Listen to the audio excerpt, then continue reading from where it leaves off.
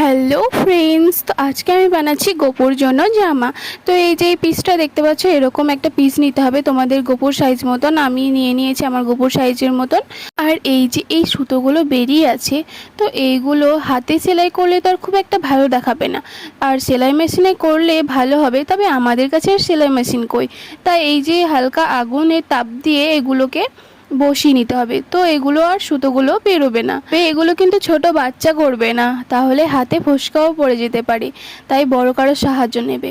তো চারিদিকটা করে নিতে হবে, আর তারপর এই যে মধ্যেখানে গোল করে কেটে নিতে হবে। তবে আমার এই যে কাইচির হাল দেখো, বারবার খসে যাচ্ছে, কি যে হয়েছে কাইচিটার কে জানি। তো এই যে এরকমভাবে কেটে নেব। আমি যদি একটু বড় করে নিয়েছিলাম, তোমরা পারলে একটু ছোট করবে, যদি তোমাদের ছোট গোপাল হয় তো ছোট, আর যদি বড় হয় তো বড়। এরকম গোলটা হবে, আর গোলটাতেও কিন্তু আগুন দিয়ে ওরকমভাবে করে নিতে হবে। আর এই যে এই বর্ডারে তো আমার কাছে অন্য কিছু নেই, তাই এই যে অন্য একটা কাপড়ের পিস নিয়েছি। তবে নীল দিকটা না খুব একটা ভালো লাগছিল না, তাই গোলাপি দিকটাই নিয়েছি। আর এখানে সেলাই করলে খুব একটা ভালো আমার হচ্ছিল না, তাই আমি আঠা দিয়ে এখানে বসিয়ে দিয়েছি। তবে আঠা দিয়ে মনে হয় বসালে ভালো হবে।